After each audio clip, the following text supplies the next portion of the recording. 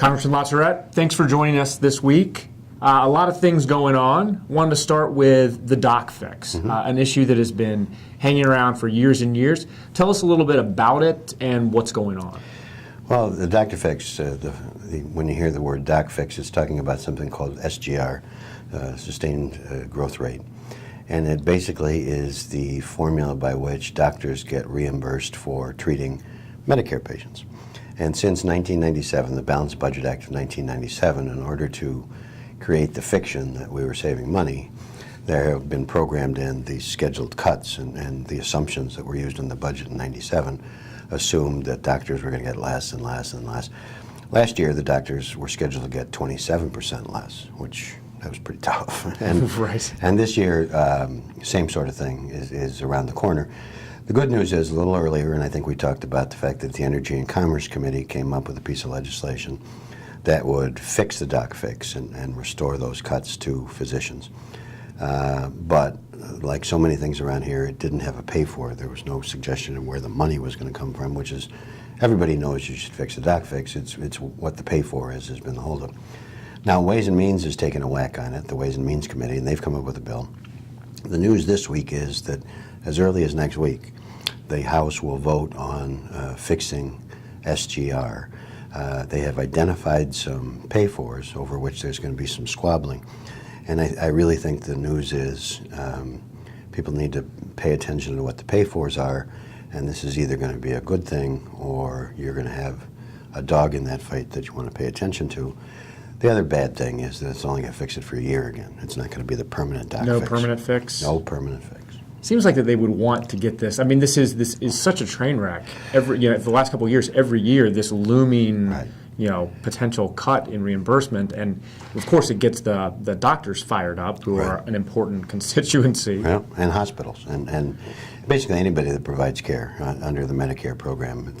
It affects how they're reimbursed.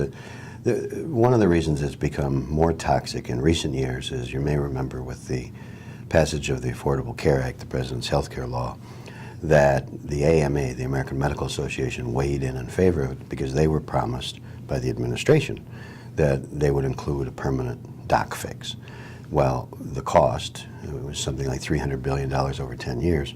The administration was already being yelled at because the bill was going to cost $1 trillion, and they went back to the doctors and said, yeah, I know we promised this, but we can't put it in there.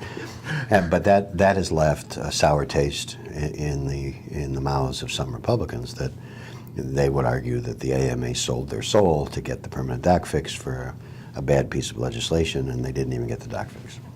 Well, in addition to the doc fix, we've also been hearing some rumblings out of this budget committee that has been tasked with reconciling the differences in the top-line numbers between the House and the Senate, hoping that we'll avoid another government shutdown. What's the latest there? Well, I think there will not be another government shutdown. Come January and February, I do believe that Republicans have learned their lesson, that maybe that wasn't the best strategy to shut down the government, because it really took the attention off the failed rollout of the Affordable Care Act, which is one of the only things that's in the news all the time.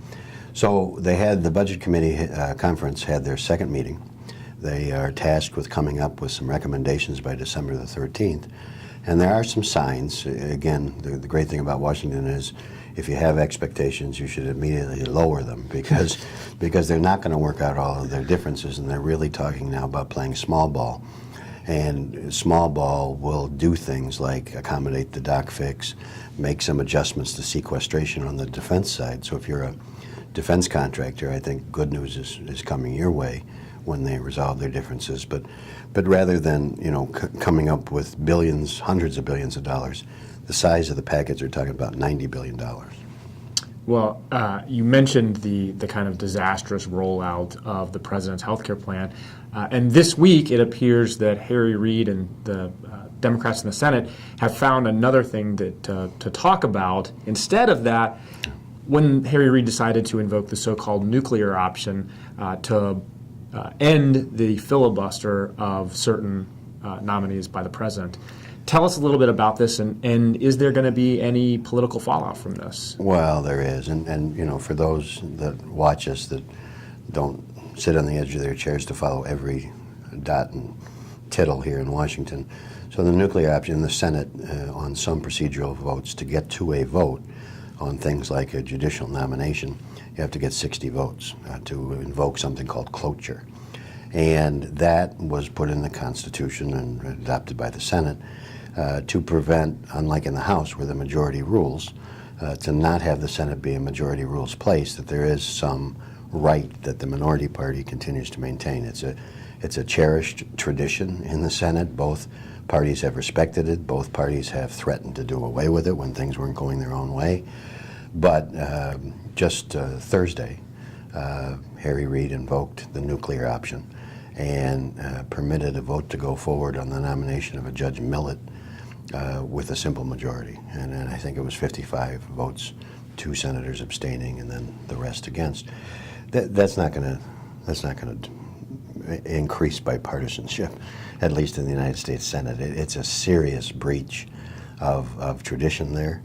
And the thing about it is, if you're a Democrat, you can cheer it and say, oh, yeah, you know, we're finally on our way.